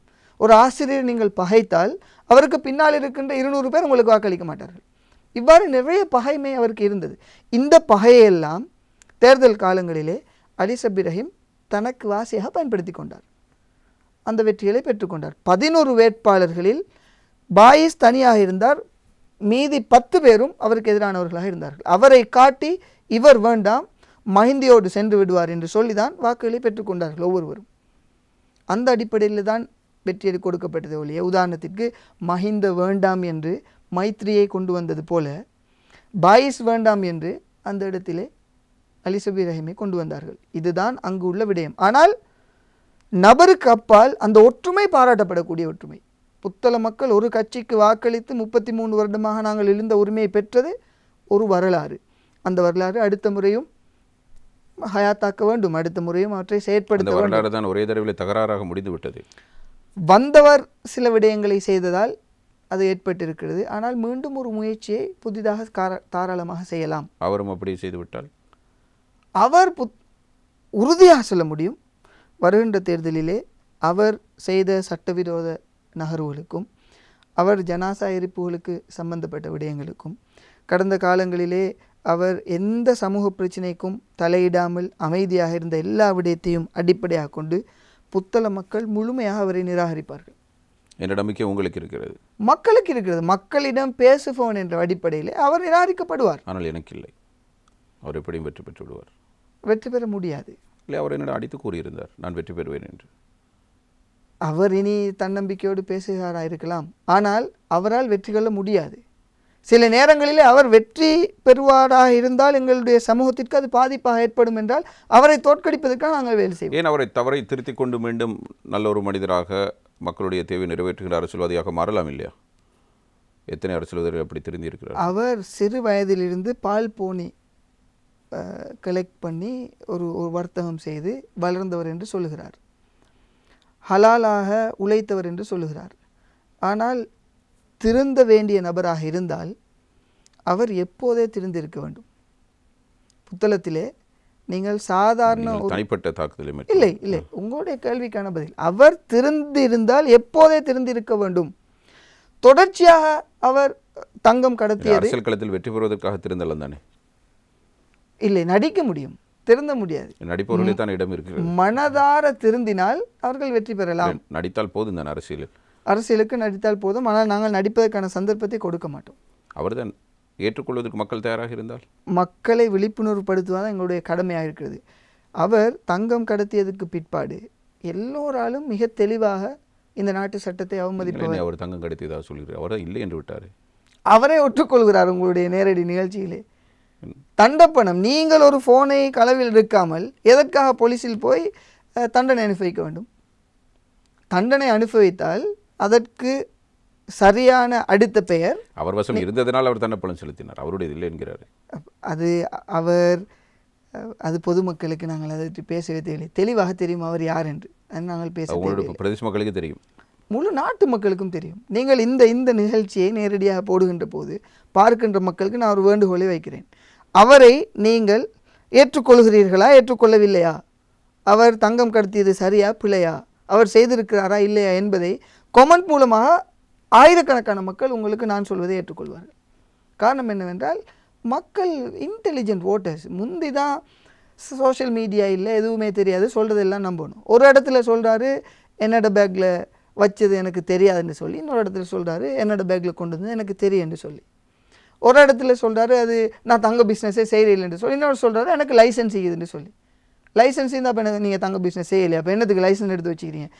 அவரை பற்றி பேசுவதாக இருந்தால் ஒரு சிறு பிள்ளை எவ்வாறு தவறுகளை செய்கின்ற போது வீட்டிலே நாங்கள் ஒரு விசாரித்து சத்தம் போடுவோமோ அதுபோல தான் இந்த நிகழ்ச்சியிலே அவரை நாங்கள் விசாரிக்க வேண்டும். சிறு பிள்ளைத்தனமான அத்தனை விடயத்தையும் செய்து அரசியலிலே இருக்கிறார். அவரை வளர்த்தவர் அகில இலங்கை மக்கள் காங்கிரஸ் தலைவர் ரிஷாட்.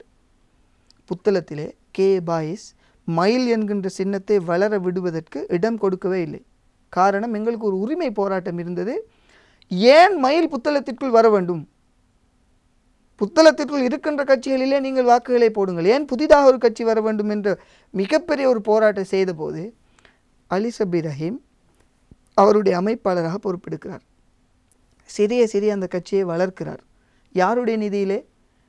ரிஷாட் பதியுதீன் கொடுக்கின்ற நிதியிலே, கொடுக்கின்ற தையல் மெஷின் பாதைகளிலே வளர்ந்து ஒரு இடத்திற்கு வந்தபோது தங்க கடத்தல் என்கின்ற விடயத்தையும் செய்து முடித்துவிட்டு திருந்த வேண்டும் என்றால் அவர் அமைதியாக இருந்திருக்க வேண்டும். அவர் என்ன செய்தார்? தன்னை வளர்த்த தலைவருக்கு எதிராக பாராளுமன்றத்தில் மிக மோசமான வார்த்தைகளை எனக்கும் அமைச்சர் ரிஷாட் அல்லது அகில இலங்கை மக்கள் காங்கிரஸ் ரிஷாடை அரசியல் கலாச்சாரம் அடியோடு வெறுப்போம். நான் அவர் புத்தளத்தில் அரசியல் செய்ய முடியாது, அவற்றை நாங்கள் எதிர்ப்போம். ஏன் அவர் எத்தனை சேவைகளை செய்திருக்கிறார்? புத்தளத்தில் இடம்பெயர்ந்த மக்களை வாழ வைத்திருக்கிறார், இன்னும் போராடி கொண்டிருக்கிறார். புத்தளத்தில் இடம்பெயர்ந்த மக்கள் மாத்திரம்தானே இருக்கிறார்கள்? இல்லை, புத்தளம் மாவட்ட மக்களும் இருக்கிறார்கள். அவர்களுக்கு நிறைய பணிகளை செய்தார், அவர்களுக்கும் நிறைய ஆதரவு இருந்திருக்கிறது அனைத்தனை தேர்தல்களில். அவர் புத்தளம் மக்களுக்கு செய்ய வேண்டிய முதலாவது கடமை அவரால் பறிக்கப்பட்ட உரிமைகளை மீள பெற்றுக் கொடுப்பது. உரிமைகளை பறித்து விட்டார். கடந்த காலங்களிலே புத்தளத்து உரிமைகளை அவர் பறித்தார். அது நீங்கள் 2010ஆம் ஆண்டிலிருந்து 14ஆம் ஆண்டு காலப்பகுதியில் இருக்கின்ற அத்தனை செய்தி ஊடகங்களையும் எடுத்து பார்க்கின்ற போது தெரியும். புத்தளத்திலே இடம்பெயர்ந்தவர்களுக்காக கொண்டு வரப்பட்ட அபிவிருத்திகளில் எத்தனை வீதம் புத்தள மக்களுக்காக கொடுக்கப்பட்டது, எத்தனை வீதம் அவர்களுக்காக கொடுக்கப்பட்டது.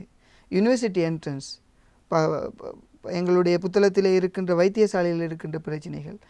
இன்றும் புத்தளத்திலே ஒரு பிரச்சனை இருக்கிறது. ஒரு காப்பட் பாதை, ஒரு பகுதி இடம்பெயர்ந்தவர்கள் வாழ்கிறார்கள், இன்னொரு பகுதி புத்தளத்தை பூர்வீகமாக கொண்டவர்கள் வாழ்கிறார்கள். சரியாக அந்த பாதை போய் பூர்வீகம் ஆரம்பிக்கின்ற அந்த இடத்திலே முற்று பெறுகிறது. அவருடைய பணி யாருக்கு போயிருக்கிறது? இடம்பெயர்ந்தவர்களுக்கு. எங்களை பொறுத்த வரைக்கும் அவர்கள் இடம்பெயர்ந்தவர்கள் அல்ல. அவர்கள் புத்தளத்திலே வாக்குப்பதிவு செய்தால் புத்தளத்தான்கள் எனக்கு இருக்கின்ற அதே உரிமை அவர்களுக்கு இருக்கிறது.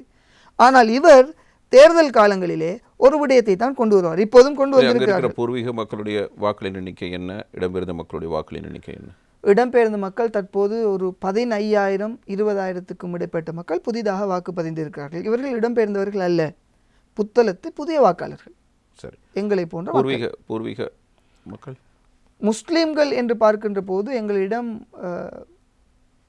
1,20,000 வாக்குகள் இருக்கிறது புத்தளத்தில். எஸ். அப்படி இருந்து ஒரு பாராளுமன்ற உறுப்பினரை பெறுவதற்கு திணறி இருக்கிறீர்கள் இத்தனை ஆண்டு காலம். காரணம் பெரும்பான்மை கட்சிகளோடும் சிறுபான்மை கட்சிகளோடும் வாக்குகள் சிதறடிக்கப்படுவதால் எங்களுக்கு ஒரு உறுப்பினரை பெற முடியாமல் இருக்கிறது.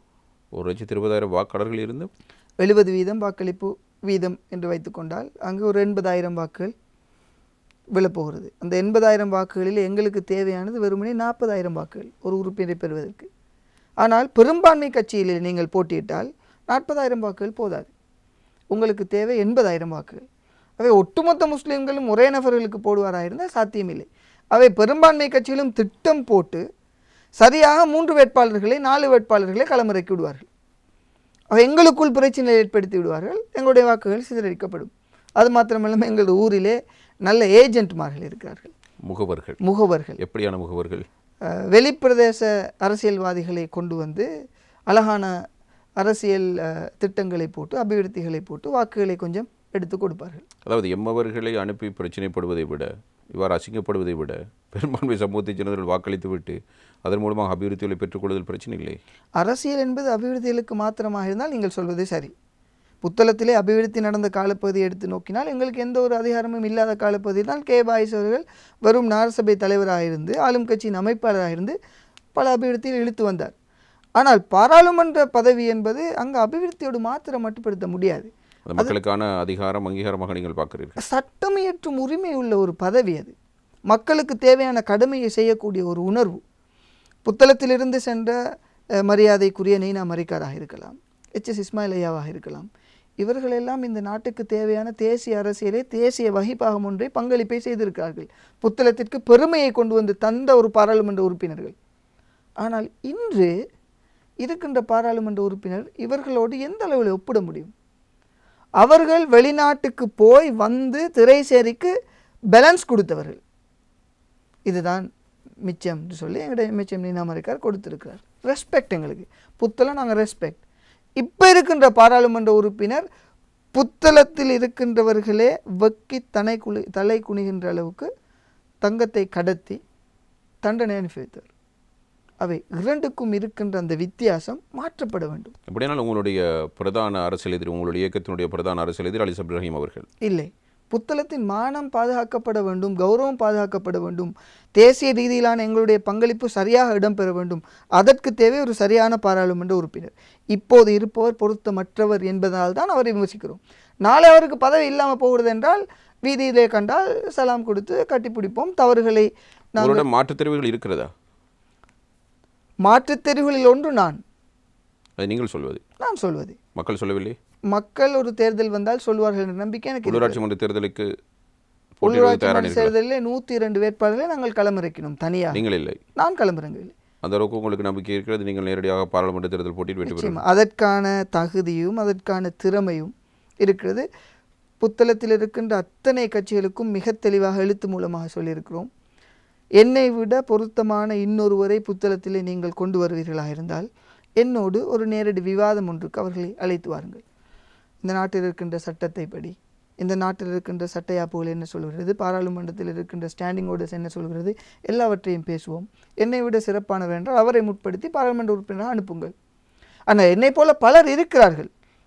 எல்லோரும் ஒரு கூட்டமைப்பாக வருவார்கள் என்றால் மக்கள் தெரிவு செய்வார்கள், அதிலே ஒருவரை நாங்கள் தெரிவு செய்ய வேண்டும் என்று. காரணம், டிப்ளமேட்டிக் பொலிட்டிக்ஸ் நாங்கள் செய்யலை, நாங்கள் வெரி டிரான்ஸ்பேரன்சி பொலிட்டிக்ஸ். இப்படியான நிகழ்ச்சிகளில் நான் நினைக்கல எல்லோருமே வெளிப்படையாக பேர்கள்லாம் சொல்லுவாங்கன்னு சொல்லி நாங்கள் சொல்கிறேன்டா அவ்வளோ வேகமாக உலகம் இயங்கி கொண்டிருக்கிறது. அப்போ அந்த வேகத்தோட இலங்கையையும் புத்தளத்தையும் ஒரு தூய தேசத்திற்கான இலக்கை நோக்கி நாங்கள் கொண்டு போகணுமா இருந்தால் வேகமாக எங்களோட இலக்குகளை நோக்கி பயணிக்கணும். அதற்கான அந்த வேகமும் அந்த ஆற்றலும் எங்களுக்கு இருக்குது, நாங்கள் செய்கிறோம். புத்தளத்தில் புத்தளம் தேர்தல் தொகுதிக்குள்ளுக்க அகில இலங்கை மக்கள் காங்கிரஸ் மிகப்பெரிய ஒரு சவாலாக பார்ப்பது அலி சபீர் ரஹீமை இல்லை, தூய தேசத்திற்கான இயக்கத்தை. காரணம் என்றால் எங்களுடைய அந்த இயக்கத்துடைய சக்தி அவருக்கு தெரியும், ஸ்ரீலங்கா முஸ்லீம் காங்கிரஸுக்கு தெரியும். ஸ்ரீலங்கா முஸ்லீம் காங்கிரஸோடு தான் எங்களுடைய அகில இலங்கை எங்களுடைய பாராளுமன்ற உறுப்பினர் அலி சபீர் ரஹீம் அவர்கள் ஒரு கள்ளத்தொடர்பிலே இருக்கிறார். அவருடைய பதவியை ரிஷாட் பதியுதீன் அவர்கள் பறிப்பதற்கு முயற்சி செய்த போது அந்த பதவியை பாதுகாப்பதற்கு அரண் கொடுத்தது ஸ்ரீலங்கா முஸ்லீம் காங்கிரஸ். அது ஸ்ரீலங்கா முஸ்லீம் காங்கிரஸ் புத்தளம் மக்களுக்கு செய்த துரோகம். அதை வேறு பக்கத்திலே வைப்போம். இவ்வாறு இவர்கள் செய்கின்ற போது அங்கு நடைபெறுகின்ற விடயம் என்னவென்றால், ஸ்ரீலங்கா முஸ்லீம் காங்கிரஸ் சொல்லிவிட்டது அகில இலங்கை எங்களுடைய பாராளுமன்ற உறுப்பினர் அலி சபீர் ரஹீம் அவர்களை நாங்கள் உள்வாங்க மாட்டோம். இல்லை, அப்படியானால் ஏன் அவர்கள் பாதுகாக்க வேண்டும்? காரணம், அவர்களோடு இசைவாக்கப்பட்டு வேலை செய்து கொண்டிருக்கிறார். அந்த உள்வாங்க மாட்டார்கள் என்று சொல்கிறீர்கள், அதனிடத்தில் அவரை பாதுகாக்கிறீர்கள் என்றும் சொல்கிறீர்கள். ஒரு பாராளுமன்ற உறுப்பினர் ஸ்ரீலங்கா முஸ்லீம் காங்கிரஸோடு இணைந்து வேலை செய்வது ஸ்ரீலங்கா முஸ்லீம் காங்கிரஸுக்கு தேவையான ஒரு விடயம். ஆனால் கட்சியில் உள்வாங்கினால் தேசிய மட்டத்திலே ஒரு பிரச்சனை எழும். தங்க கடத்தல் செய்த ஒருவரை எவ்வாறு கட்சிக்குள்ள தேசிய மட்டத்தில் அது செய்தியாகும் போது ஒரு பிரச்சனையாக வராதா? ஸ்ரீலங்கா முஸ்லீம் காங்கிரஸ் காப்பாற்றுகிறது என்கிறது தேசிய மட்டத்தில் செல்லாதா? இப்போது செல்லும். நாங்கள் சொல்லியிருக்கிறோம், செல்ல வேண்டும். அவர்கள் நடிக்கிறார்கள். புத்தளத்திலே புத்தளம் தேர்தல் தொகுதிக்குரிய ஸ்ரீலங்கா முஸ்லீம் காங்கிரஸ் அமைப்பாளர் பாராளுமன்ற உறுப்பினரும் எல்லா இடங்களுக்கும் போய் ஒற்றுமையாக பல விடயங்களை செய்கிறார்கள். முன்னாள் மாகாண சபை உறுப்பினர் அவர்கள் வெள்ளம் வந்த போது எங்களுடைய பாராளுமன்ற உறுப்பினர் சென்ற எல்லா விடயங்களும் ஸ்ரீலங்கா முஸ்லீம் காங்கிரஸில் அடுத்த தடவை அலி சபீர் ரஹீம் அவர்கள் களமிறங்கினால் அது உங்களுக்கு சவாலாக மாறாதா? ஸ்ரீலங்கா முஸ்லீம் காங்கிரஸ் தனித்து களமிறங்குவதற்கான எந்த களமும் புத்தளத்தில் இல்லை. அவ்வாறு இறங்கினால் ஒரு பெரும்பான்மை கட்சியோடு இறங்கினால் சாத்தியம் இருக்கிறது. ஆனால் ரவுஃப் ஹக்கீம் என்று சொல்லக்கூடிய ஸ்ரீலங்கா முஸ்லீம் காங்கிரஸ் தலைவர் அதற்கு உடன்படவில்லை என்பதுதான் எங்களுக்கு வந்த தகவல். உடன்பட்டால் ஒரு ஸ்ரீலங்கா முஸ்லீம் காங்கிரஸ் இதுவரை புத்தளத்திலே கண்டிராத தோல்வியை காணும். கூட்டணி அமைத்து வந்தாலும் இல்லை, ஸ்ரீலங்கா முஸ்லீம் காங்கிரஸ் என்ற கட்சியிலே எங்களை பாராளுமன்ற உறுப்பினர் களமிறங்கினால் கூட்டமைப்பு என்று வருகின்ற போது ஆனால் கூட்டமைப்பு மூலமாக அலி சபீர் ரஹீம் வர முடியாது என்றால் ஸ்ரீலங்கா முஸ்லீம் காங்கிரஸ் பிரதிபடுத்தவில்லை. அவர் எந்த கட்சி உங்களை அழைக்கவில்லை? எங்களை எந்த கட்சி சவாலாக இருக்கிறீர்கள் என்று சொல்கிறீர்கள், உங்களை யாரும் அழைக்கவில்லை. பல பேர் பல பேச்சுவார்த்தைகளோடு வருவார்கள், ஹிடனான டிப்ளமேட்டிக் பொலிட்டிக்ஸோடு வருவார்கள். நாங்கள் மிக தெளிவாக இருக்கிறோம். அடுத்த பாராளுமன்ற தேர்தலிலே ஒரு கூட்டமைப்பு அமையமாக இருந்தால் எங்களுடைய பங்களிப்பை கொடுப்பதற்கு நாங்கள் தயார். அதில் ஒரு வேட்பாளர் களமிறங்கி நாங்கள் முழுமையான முயற்சிகளை செய்வோம். ஒரு கூட்டமைப்பு வராத சந்தர்ப்பத்திலே தனித்து களமிறங்கி எங்களுக்கான வாக்குப்படத்தை காட்டுவதற்கு நாங்கள் தயார். அது மயிலாக இருந்தாலும் சரி, மதமாக இருந்தாலும் சரி, யாராக இருந்தாலும் சரி. காரணம், இளம் சமுதாயத்திடம் அதிகாரங்களை கையளிப்பதற்கு மக்கள் தயாராகிவிட்டார்கள். அதனை பெற்றெடுப்பதற்கு தான் நிறைய இளைஞர்கள் தேவை. ஒவ்வொரு பிரதேசத்திலும் இருக்கின்ற இளைஞர்கள் முன்வர வேண்டும். பழைய கட்சிகளுக்கு பின்னால் சென்று எந்த லாபமும் கிடையாது. நீங்கள் பை த டைம் ஒரு பார்லிமெண்ட் எலெக்ஷன் கேட்குறதுக்கு செலவழிக்கக்கூடிய 15 வருடத்தை ஒரு கட்சிக்குள்ளுக்க நீங்கள் அதில் ஒரு 5 வருடத்தை சரியாக பிளான் பண்ணி உங்களோட பிரதேசத்தில் செய்வீங்களா இருந்தால் மக்கள் இலகுவாக உங்களை அங்கீகரிப்பாங்க. ஏன்னா அப்டேட்டட் ஒரு பாராளுமன்றத்தில் பேச தெரியாத எத்தனை உறுப்பினர்கள் ஈக்கக்கொள்ள ஒரு மாணவ மன்றத்தில் சரியாக பேசக்கூடிய எத்தனை தலைமைகள் இளைஞர்களாக ஈக்குது. அவங்களை தலைவனாகலாமா? பேச வேண்டியவர்கள் தலைவனாகினால் மக்களுடைய பிரச்சனைகளை பேசுவார்கள். பேச தெரியாதவர்கள் பாராளுமன்றம் சென்றும் சபைகளுக்கு சென்றும் என்ன பிரயோசனம் இருக்கிறது? எக்ஷன் ஆஃப்கோர்ஸ் தேவைதான், செயல் வடிவம் கொடுக்கப்பட வேண்டும். முதலாவது சொல் வடிவம் கொடுக்கப்பட்டால் தான் அதற்கென்று ஒரு கனவு வடிவமைக்கப்படும். கற்பனை இல்லாத ஒரு திட்டத்தை எவ்வாறு அவர்கள் செயற்படுத்த முடியும்? கற்பனை ஒன்று வர வேண்டும். சிலர் மௌனமாக எத்தனை காரியங்களை செய்து கொண்டிருக்கிறார்கள். அவர்கள் பெரிதாக பேசுவதில்லை, ஆனால் கள்ளக்கடத்தில் தான் ஈடுபடுகிறார்கள், சட்டத்தை தான் ஏமாற்றுகிறார்கள். நீங்கள் அலி சபீர் ரஹீம் அவர்களோடு இருக்கிற தனிப்பட்ட குரோதத்தை வெளிப்படுத்துகிறீர்கள். சில பாராளுமன்ற உறுப்பினர்களில் குறிப்பிடுகிற நாட்டில் இருக்கிற பித்தளை வியாபாரியை பற்றி நீங்கள் கேள்விப்படவில்லையா? ஒரு பாராளுமன்ற உறுப்பினர், எல்லோருக்கும் தெரிந்த விடயம். இறைச்சி வியாபாரம் செய்யக்கூடியவர்கள் இருக்கிறார்கள், மண் விற்பனை செய்யக்கூடியவர்கள் இருக்கிறார்கள். எல்லோரும் தன்னுடைய அதிகாரங்களை அமைதியாக இருந்து எதற்காக பயன்படுத்துகிறார்கள் என்றால், நான் உங்களுடைய நிகழ்ச்சியிலே ஒரு சிலர் பேசியதை கேட்டேன். வெற்றி பெற்ற பின்பு துபாயிலே ஒரு கம்பெனி முளைக்கிறது, 6 தடவை போய் வந்திருக்கிறார். 6 தடவையிலே 3 தடவை பிடிப்பட்டவரோடு போய் வந்திருக்கிறார். ஒரு தடவை பிடிபடப்பட்டிருக்கிறது. நம்பிக்கை இல்லை என்று சொல்கிறார். இங்கு மௌனமாக செய்யப்படுகின்ற விடயம், சாதிக்கின்ற விடயம் தங்களுக்கு தேவையான சுயநலங்களே தவிர மக்களுக்கு தேவையானவை இல்லை. மக்களுக்கு தேவையானவற்றை அவர் செய்திருந்தால் லிஸ்ட் பண்ண சொல்லுங்கள். கடந்த 20வது சட்ட சீர்திருத்தத்துக்கு எங்களோட அரிஷத் அலின்னு சொல்லக்கூடிய ஒரு சமூக செயற்பாட்டாளர், என்னோட வயசு, அவர் மிக தெளிவாக கேட்டார் பாராளுமன்ற உறுப்பினர்கிட்ட, நீங்கள் ஒப்பந்தத்தோடு தானே 20க்கு வாக்களிச்சிங்க, அந்த ஒப்பந்தம் என்னன்னு சொல்லுங்கள். இது வரைக்கும் சொல்ல இல்லை. ஆனால் ஒரு 2 மாதம் கழித்து நியூஸ் ஃபர்ஸ்ட்டுக்கு இன்னொரு ஊடகத்திற்கு கருத்து தெரிவிக்கிறாரு, பெசில் எனக்கு டிப்யூட்டி மினிஸ்ட்ரி தாரன்னு சொன்னார், அதனால தான் நான் 20க்கு வாக்களிச்சேன்னு சொல்லி. பதவிகளுக்கு போகிறதுக்கு பின்னுக்க பதவிகளை பெற்றெடுக்கிறதுக்காகத்தான் ரகசியமாக விஷயங்கள் நடக்கிறது, அமைதியாக நடக்கிறதே தவிர மக்களுடைய பிரச்சனையை தீர்ப்பதற்காக அமைதியாக எதுவும் நடக்கல. பேசுவது சரி ஷாம் அவர்களே, ஆனாலும் உங்களுடைய தெருவு கே வாய்ஸ், அது உங்களுக்கு பிழைத்து விட்டது, அதற்காக நீங்கள் இவரை குறை கூறிக்கொண்டிருக்கிறீர்கள். இல்லை, அவர் வெற்றியடைந்த முதலாவது நீங்கள் ஆளும் அரசாங்கத்தோடு இணைந்து தான் புத்தளத்துக்கு தேவையான அபிவிருத்திகளை கொண்டு வர வேண்டும், எங்களுக்கு தேவையான உரிமைகளை கொண்டு வர வேண்டும். முதலாவது அவருக்கு ஆலோசனை வழங்கியது நான். அவரை எதிர்க்கவில்லை, கண்மூடித்தனமாக எதிர்க்கவில்லை. அவர் வென்று விட்டார். அடுத்த 5 வருடத்துக்கு அவர் தான் எங்களுடைய பாராளுமன்ற உறுப்பினர். எங்களுக்கு தேவையானவற்றை விரும்பியோ வெறுத்தோ செய்ய வேண்டியோ அவர்தான், எங்களுக்கு பிடிக்காவிட்டாலும். ஆனால் மையத்தை எரிக்கின்ற போது அவர் வெளியே வர வேண்டும், ஆளுங்கட்சியிலிருந்து வெளியே வர வேண்டும், வாருங்கள் என்று சொன்னபோது அவர் அதை மறுத்தார்.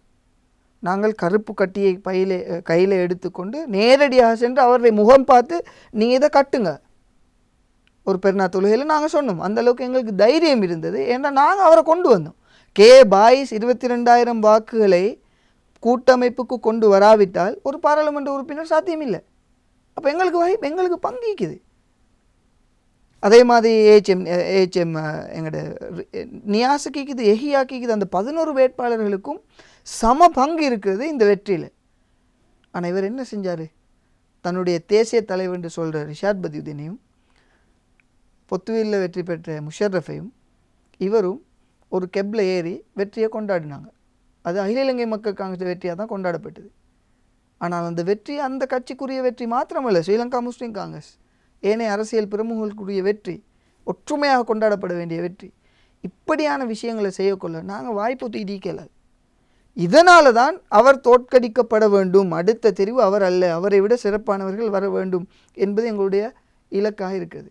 தனிப்பட்ட குரோதங்கள் எதுவும் கிடையாது. தனிப்பட்ட குரோதங்கள் சில நேரம் அவருடைய தனிப்பட்ட விடயங்களிலே பல விடயங்களை புத்தளத்திலே செய்திருக்கிறார். சில காணி கொள்ளைகளில் ஈடுபட்டிருக்கிறார், சில பிரச்சனைகளில் ஈடுபட்டிருக்கிறார். அதற்கு ஆதாரம் இல்லை. அவர்கள் வேண்டுமென்றால் அவரோடு தனிப்பட்ட விரோதங்களை கொண்டிருக்கலாம். எங்களுக்கு எந்த விரோதமும் கிடையாது. அரசியல் ரீதியாக அவரை நாங்கள் விமர்சிப்போம். அவர் தோற்கடிக்கப்பட வேண்டும். காரணம், அவருடைய கடமையை அவர் சரியாக செய்யவில்லை. அவருடைய தலைவருக்கு துரோகம் செய்திருக்கிறார், அவருடைய கட்சிக்கு துரோகம் செய்திருக்கிறார், அவருடைய மக்களுக்கு துரோகம் செய்திருக்கிறார், அவர் கொடுத்த வாக்குறுதிகளுக்கு துரோகம் அளித்திருக்கிறார். கடந்த தேர்தலிலே பாயிஸ் வென்றால் மஹிந்தியோடு போய்விடுவார் என்று சொன்னவர் வெற்றி பெற்ற பின்பு மஹிந்தியோடு சென்று கூட்டமைப்பை வைத்து கொண்டார். அதுவும் என்ன டிமாண்ட், டிப்யூட்டி மினிஸ்ட்ரி வேணும், பதவியை அடிப்படையாக கொண்டு அங்கு சொல்லப்பட்டிருக்கு. ஆகவே இப்படியான ஒருவரை பற்றி பேசி காலத்தை போக்குவதை விட நாம் இவரை விட திறமையான ஒருவரை களத்திற்கு கொண்டு வந்து இதே கூட்டமைப்பின் மூலமாக வெற்றி பெற்று எடுப்பது தான் எங்களுக்கு இருக்கின்ற ஒரே வழி. நான் நினைக்கிறேன் கூட்டமைப்பு சாத்தியப்படுமாக இருந்தால் எங்களுக்கு 3 பாராளுமன்ற உறுப்பினரை பெற்றெடுக்கலாம். 2 பாராளுமன்ற உறுப்பினரை வெற்றி கொள்வதற்கு எங்களுக்கு 72,000 வாக்குகள் தேவை. சென்ற முறை நாங்கள் எடுத்தது 54,000 வாக்கு. அவை இன்னும் 18,000 வாக்குகள் எடுத்தால் எங்களுக்கு போதும் 2 பாராளுமன்ற உறுப்பினரை வெற்றி கொள்வதற்கு. 3வது எங்களுக்கு ஒரு தேசிய பட்டியலும் கிடைக்கும். ஆகவே அகில இலங்கை மக்கள் காங்கிரஸ், ஸ்ரீலங்கா முஸ்லீம் காங்கிரஸ், ஏனைய அரசியல் பிரமுகர்கள் அரசியலிலே கருத்து முரண்பாடுகள் அவர்களோடு இருக்கிறது தான்.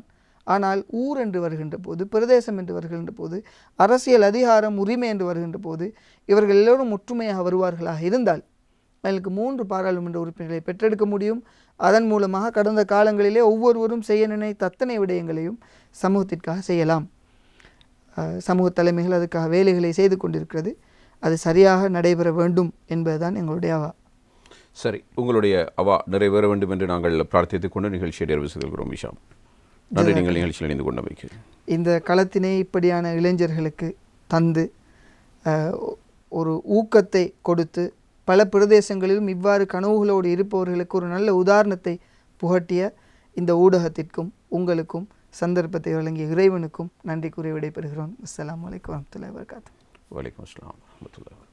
அதிர்வு அதிகாரம் 2 நிகழ்ச்சி இத்துடன் நிறைவுக்கு வருகிறது. மற்றும் ஒரு நிகழ்ச்சியில் மீண்டும் சந்திப்போம் என நம்பிக்கையோடு விடைபெற்றுக் கொள்கிறோம். நன்றி, வணக்கம்.